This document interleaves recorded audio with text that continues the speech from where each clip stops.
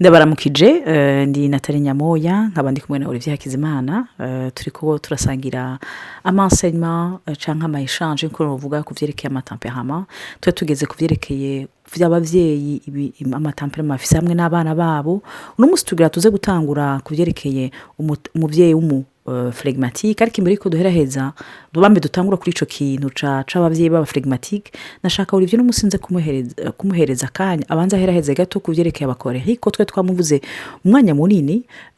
mugabo nashaka kongera gushimira abantu bose nkuko Olivier yabivuze mubandanye mutwandikira cyane mutubwire vos ressentis ikintu twumva dukeneye kumva kandi kiranatuma turonka n'umwanya non seulement yo kwiranda konti y'ibintu bimwe ko ntitudetena ukuri bene data tukashaka kubibutsa yuko on ne détient pas à la vérité ariko au travers y'intahe zanyu hari ibintu byinshi byice byuguruka mu maso yacu hari ibintu bidukonfirme byo tuko turavuga twasomye mugabo uko biri kose turakeneye kumva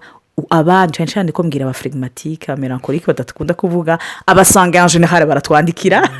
n'abacolerique mugerageze by'ukuri mushobore kutubwira ico muvyimvira ko Imana ibahezagire cyane rero ngira mpereza akanya Olivier abaramutse. Imana ishimwe cyane ico nataravuze c'est hyper important turakeneye yuko tumva feedback zanyu tumva ama experience yanyu ariko nukuri turashima kuko turaronka abatwandikira batari bake batubwira ivyo bariko baracamwo bakonfirma ibituba twavuze abahondisa amaangle tugatahura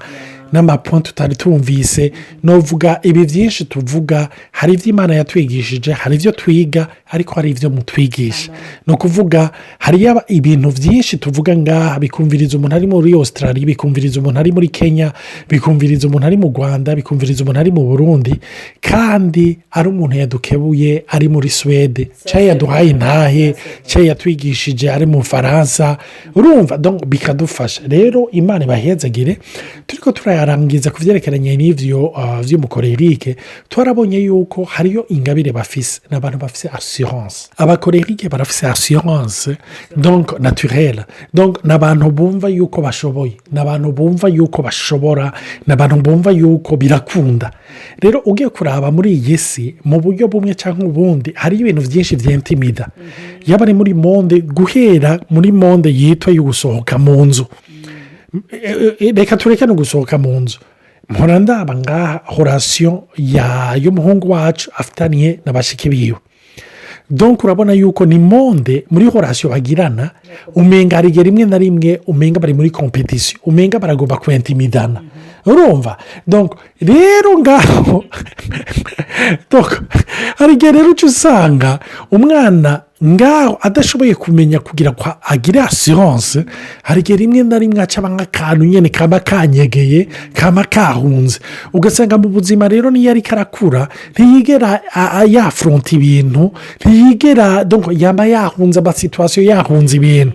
donc yagiye mu ishuri agahura n'abana surtout yuko ni ngorane muranumva abana biyahuye kuko hari abandi bana ngaha ibintu vyo kubentimida ibintu vyo kubatera ubwoba vyitera ubwoba amashuri cyane hanze n'ibintu bikunda kuba rero umuvyeyi w'umucolerique aratanga ico kintu ca assurance cukumva yuko ashoboye cukumva yuko ivyo vyo kumutera ubwoba naho inkubi kubita urumva ico ni kintu novuga naturellement gishobora gufasha umuntu kandi ciza nimba Imana yaragitanze naturellement nuko gikenewe urumva kuko hari igihe tuvuga tutoya ibitari vy'imwe mu vyose bene data isi tugendera ko yaremwe n'Imana iyo Mana spirituelle niyo yaremye ibifadika n'ibidafadika nico gituma rero ngaha ni vyiza yuko tugira equilibre hari igihe umuntu boya ngo nukubisengera nivyo gusenga bifise kibanza ariko n'ivy'Imana yaduhaye urumva umugani urahati hari abantu baje muri extreme akavuga ati ngo nukuvyuka ngo nje gutora impuzu kuri portemanto ngo Imana itayimpaye ngo yinyambike bemeta hari ibintu Imana iba yaraduhaye ubwenge busanzwe nico gituma nico ca assurance ndagishira muri iyo category umuvyeyi w'umucolerique arashobora gufasha umwana kuri ico kintu cyo kuba assuré akumva yuko ivyo bintu ashobora kubishobora ashobora no kubishikako ikindi naco abacolerique n'abantu qui aiment avancer urumva bari muri mode avanse barashobora rero gufasha nk'umwana w'umumirankorike yama iminsi yose ahumina ibyabaye ibyo bamugiriye ibyo bamukoreye ya 2 ans ibyo bamukoreye cyagiye muri primaire ibyo bamukoreye iminsi 3 akayiviva indwi yose urumva donc ibyabaye iminsi 3 aho rero arakwigisha kwa avanse arakwigisha kuraba imbere arakwigisha kudata umwanya mu byabaye no kuprogresa no kubandanya no kugira ushike novuga kuri izo objectif wari ufise. Ikindi cya nyuma naco nagomba kuvuga ko kuri kote nziza natari nabo cavuga gatoyi nk'amapoint abiri kuri kote mbi nuko ari umuntu twaravuze yuko akunda competition arandazi yuko ari abantu bibaza bati none competition nimbi bene data competition simbi ahubwo igihe utanguye kwiyidantifya na competition niho rero ubutangiye kunyerera nico kibazo rero umucolerique arigisha umwana wiwe competition ni ikihe ciza dushobora gukuramo nuko ikwigisha kwisurpassa gukura muri wowe ingabire ukayishyira habona kuko burya ugiye kuraba nk'aba biruka cyane cyane ba Usain Bolt hari abandi bagira biruka hari abagira tennis hari ba Messi ba Ronaldo bakina football ba Federer abandi bakina tennis turabona yuko aho bahereye siho bari mugabo mode ya competition yaratumye hari amahusurse baja kurondera muri bibwina maze bakora ibintu bidasanzwe skife yuko umucolerique akagucarenjinga maze iyo wamukotwaye maze akakwereka urwo rukundo no mu bwenge bw'Imana bene data arashobora kuguhingura ukaba diyama ikayangana y'agaciro wari wavuye ahantu wari diyama iri brute kiri ngaho gisa n'ikintu kitagira iforoma gisa nabi sinzi icyo natari yo kongerako nashaka juste guheraheza kuvyerekeye murabona deja caractère musanga cyampereza kuvuga point négatif je biranyohera kubivuga nta problème ça c'était en passant ikintu gitwenza nuko iyo ngabire nyene uri vyaje kuvuga parce qu'il est conscient de cet talent kandi izo bintu nukuri uhuye no mu colérique nyawe arafise ingabire zidasanzwe atakomeretse ataronse ikintu cishi iyo ngabire cazimije iyo ngabire niko nuvuga ko ntiyica komtere n'umuntu atera imbere ariko ingorane nuko mu ntambara ashobora kugira Imana itaramutabara itaramwugurura amaso nuko ari umuntu kiva dicté azotanga amategeko ntazokumviriza rero umwana arakeneye discussion ntakeneye kwa muri kwa rumviza mumenye ko hari ikibanza ca discipline nkuko rivya bivuze kuba umucoach araguha discipline umucoach arakurera arakorganiza et c'est très bien mais le problème la frontière il est ntoya cyane entre la discipline et la dictature ku discipline na dictature niho rero ubuntu bw'Imana bukenewe ngo Imana mu rukundo rwo gushobora kutaba dictateur aka discipline kuko uko biri kose tuhamagara ko abadisciple ba Yesu bisigura yu abigishwa donc bisigura yuko ari mu rukundo ko nitwo ba disciple ata discipline irimo ariko byose biba kuko twatahuye urukundo rw'Imana rero iyo umuvyeyi y'umucolerique atahuje urukundo rwiwe akemeza kumvisha umwana ingene amukunda ko c'est très important akagerageza kwiga langage yiwe biroroshe yuko mu discipline atabikoze umwana biperceva comme une dictature rero ngaha hacaba intambara ikindi naco canyuma kigorana twabonye naturellement ku faiblesse y'umucolerique nuko atahakonesa ses erreurs et malheureusement hamwe n'abana turakumeta ama erreur nta muvyeyi numwe adakora ikosa rero biroroshe kumusanga n'umuflegmatique kubona ingorane yo bayakoze no gusaba imbabazi umumelancholique n'umucolerique ce sont des défis extraordinaires naho nibaza Imana yodufasha yofasha umucolerique nanje numva ndishizemo ko n'umumelancholique kwiga kutwereka amakosa twaba twakoze ukigwa ca bugufi kwake je me suis trompé mbabarira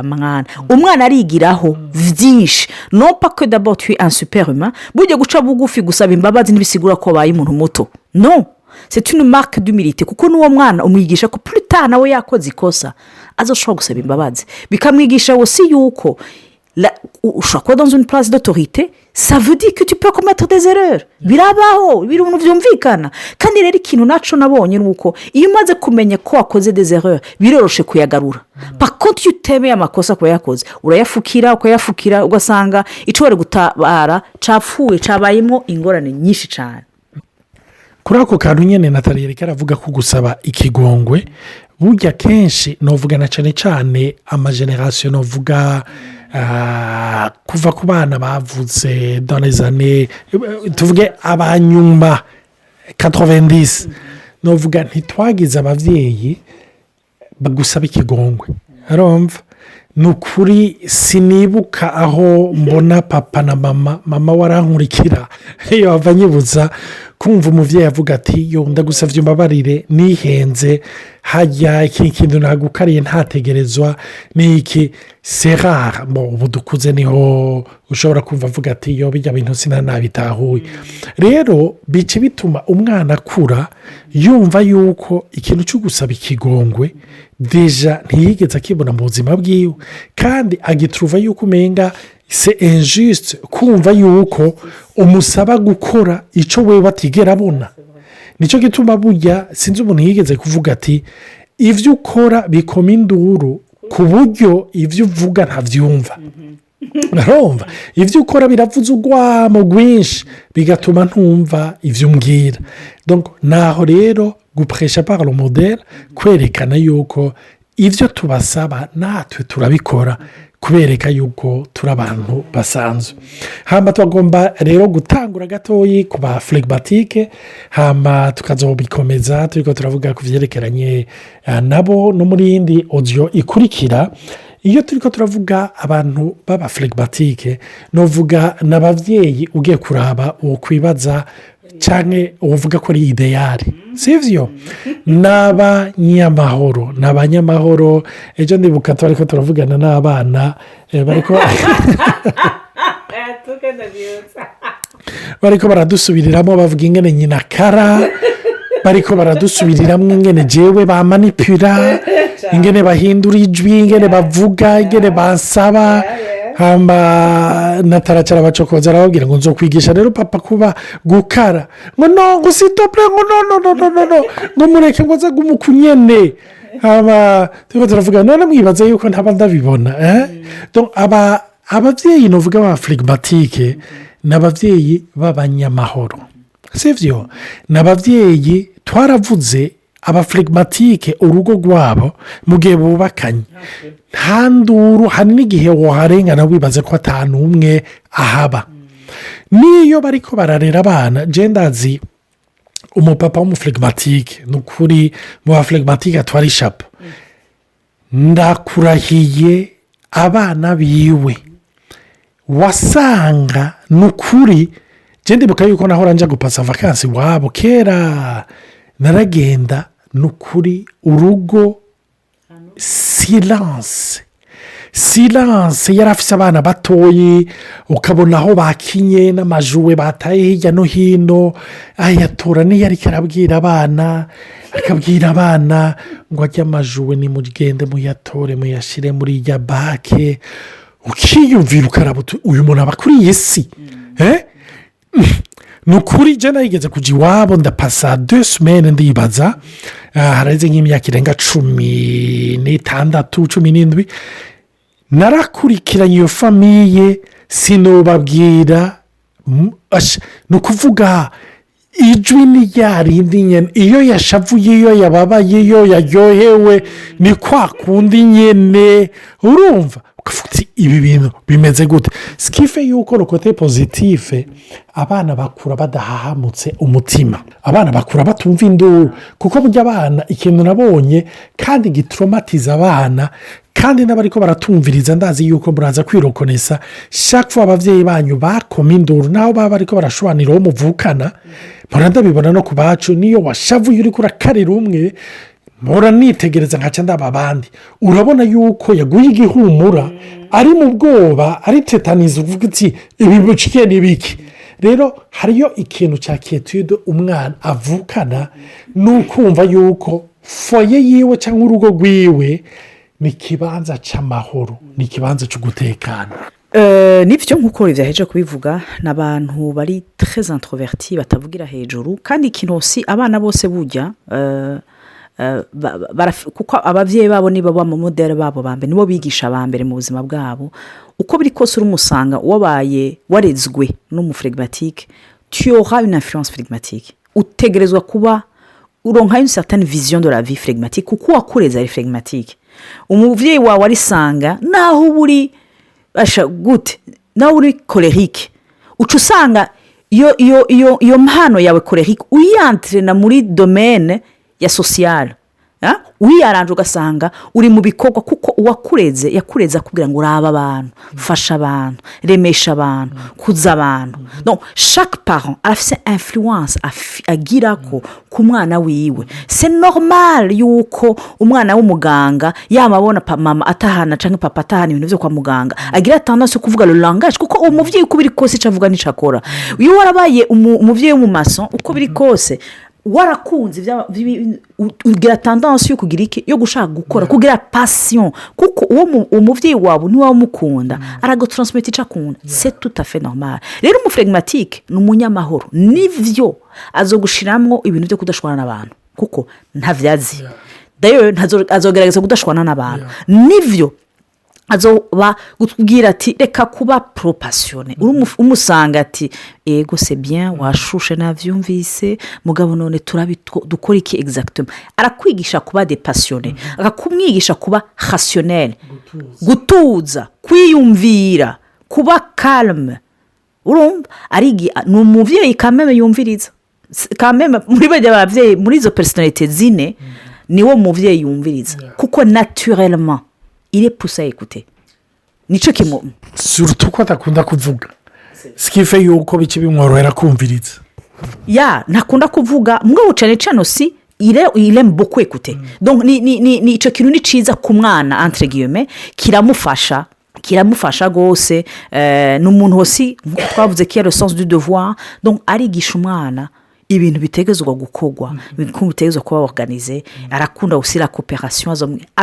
azo kwaborda la paternité plus stablement atuje kurusha izindi temperament niko no bivuga kuko ntazo bari très passionné mugabo aussi umuvyeyi nk'uyo arashobora gutuma abana badashira habona ingabire zabo iyumvira umuflegmatique kufise umwana w'umucolerique arashobora gutangaza kuko uko biri kose zangabire ziwe z'ubucolerique zizoja habona wewe umuflegmatique akunda ibintu bipanze kuko akunda ibintu bipanze nko mu melancholique ibintu biri organize biri scientifique byumvikana bipanze vya vrai acahura n'ushaka gutanga amategeko kuko mumenye ko umucolerique wewe akunda iko ibintu bimuvamwo ko ari we yinitier les choses ko ari we yorganize donc arashobora kumva ari dépassé par un enfant colérique ati uyu mwana nibiki ibi bintu sindamwumva sindamutahura sindamwumva sindabibona donc selon les personnalités iyo kenshi c'est vrai umwana umwibonamo tu as tendance yuko usa nk'uruhutse iyo undi rero adasa nk'uwawe birashobora gutangaza birashobora kukumva umenga c'est pas bizarre mais ça peut sortir un peu du lot donc ni byiza yuko umuvyeyi nk'uyo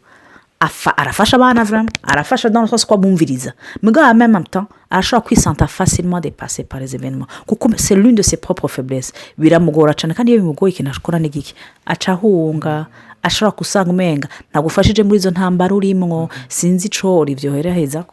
ico iyo novuga ni point faible yiwe ya mbere kandi uca usanga igize ikibazo cyane cyane iyo yubakanye nk'umuntu w'umumelancholique cyangwa yubakanye nk'umuntu w'umucolerique yama yumva yuko yamutanye urugamba urumva ive pasomuye wewe urumva ama decision no mu bintu bikomeye donc n'umuntu yegeraye kuko aratinya confrontation meme skife yuko nigihe umwana burya abana sinzi ko murabona hari igihe bagerageza gutesta amalimite yacu yamapusa yamagerageza gusunika buke buke yumva ivyo umwemerera n'ivyo utamwemerera kenshi hari igihe rero uca usanga abana b'abantu b'abaflegmatique mu gihe atavanze n'umucolerique cyangwa atavanze n'iyindi temperament ishosho hari igihe uca usanga umwana yamwifatiye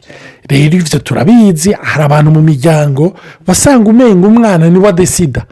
umwana ugasanga niwe ahindura televiziyo ababyeyi bakanuma urumva umwana aravugira hejuru agaca mu ijambo abakuze ugasanga ababyeyi baranumye urumva ugasanga nta kadire yo kumugarura no kumenya ingana amubwira icyo nacyo tuzokibandanya ko muri odiyo ikurikira ariko tubanje kubashimira tunababwira tunabasaba tubisabira yuko ngo duterere ibyiyumviro mukadupataje ku ma egisperiyanse yanyu kuko ni ibintu bidufasha imana ibahezagire data nongeye gusengera umuntu wese w'umuflegimatike ndasengera n'umukorerike mu bo tumaze ko iminsi tuvuga ndasaba ngo sagesse yawe itembe muri bo sagesse y'ijuru ya yindi atayeguyizme na ntoyi irimo ya yindi yawe yo kumenya igikwiriye ariko no mu mwanya ukwiriye ndabisaba kandi ndabyisabira natwe ndabyisabira muri uyu muryango uri kuragukorera iki gikorwa turagukeneye ni mu izina rya Yesu tubigusaba data amen merci mugire umunsi mwiza.